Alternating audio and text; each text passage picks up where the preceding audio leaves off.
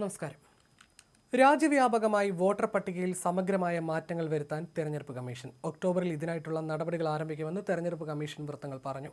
സംസ്ഥാന നിയമസഭാ തെരഞ്ഞെടുപ്പിന് മുന്നോടിയായി ബീഹാറിൽ തെരഞ്ഞെടുപ്പ് കമ്മീഷൻ തീവ്ര വോട്ടർ പട്ടിക പരിഷ്കരണം നടത്തിയിരുന്നു.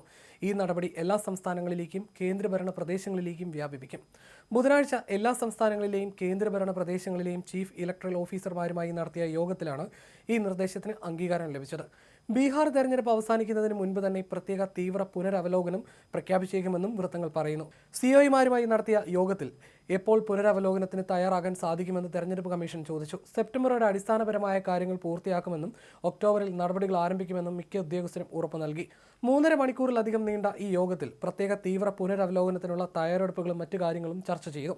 വോട്ടർമാരെ പരിശോധിക്കാൻ ഉപയോഗിക്കാവുന്ന രേഖകളുടെ പട്ടിക തയ്യാറാക്കാനും തെരഞ്ഞെടുപ്പ് കമ്മീഷൻ സംസ്ഥാന സിഒമാർക്ക് നിർദ്ദേശം നൽകിയിട്ടുണ്ട്. ഓരോ പ്രദേശത്തും സാധാരണയായി അംഗീകരിക്കപ്പെടുന്നതും എളുപ്പത്തിൽ ലഭ്യമാകുന്നതുമായ സർട്ടിഫിക്കറ്റുകളെ അടിസ്ഥാനമാക്കിയായിരിക്കും ഈ പട്ടിക. ഉദാഹരണത്തിന്, ഗോത്രവർഗ്ഗക്കാർ കൂടുതലുള്ള സംസ്ഥാനങ്ങളിലും വടക്കുകിഴക്കൻ പ്രദേശങ്ങളിലും തീരദേശ മേഖലകളിലും തിരിച്ചറിയലിനും താമസത്തിനും പ്രത്യേക രേഖകൾ സാധാരണമാണ്. പല സ്ഥലങ്ങളിലും പ്രാദേശിക സ്വയംഭരണ കൗൺസിലുകളും തദ്ദേശ സ്ഥാപനങ്ങളും നൽകുന്ന സർട്ടിഫിക്കറ്റുകൾക്കും വ്യാപകമായ അംഗീകാരമുണ്ട്. ഈ വ്യത്യാസങ്ങൾ കണക്കിലെടുത്ത് പരിശോധനാ പ്രക്രിയ പൂർത്തിയാക്കാൻ സംസ്ഥാനങ്ങളോട് കമ്മീഷൻ ആവശ്യപ്പെട്ടിട്ടുണ്ട്.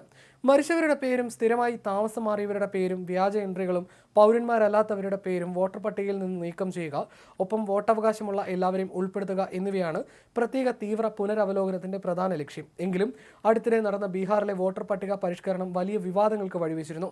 ഇതൊരു രാഷ്ട്രീയ നീക്കമാണെന്ന് പ്രതിപക്ഷം ആരോപിക്കുന്നു. വോട്ടർമാരെ കൂട്ടമായി പുറത്താക്കുന്നതിന് ഈ നീക്കം കാരണമാകുമെന്ന് കോൺഗ്രസ്, RJD, തൃണമൂൽ കോൺഗ്രസ് തുടങ്ങിയ പാർട്ടികൾ ആശങ്ക പ്രകടിപ്പിച്ചു.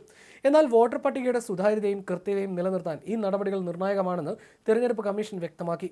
ഒക്ടോബറോടെ രാജ്യത്തുടനീളം ഈ പ്രക്രിയ ആരംഭിക്കുമെന്നാണ് കരുതുന്നത്. സുപ്രീം കോടതി വരെ എത്തിയ കേസിൽ ഒടുവിൽ പട്ടിക തയ്യാറാക്കുന്നതിന് അനുമതി നൽകിയെങ്കിലും മാനദണ്ഡങ്ങൾ പാലിക്കണമെന്നും ആധാർ കാർഡ് വോട്ടിങ്ങിനായിട്ടുള്ള രേഖയായി കണക്കാക്കണമെന്നും സുപ്രീം കോടതി ഉത്തരവിട്ടിരുന്നു.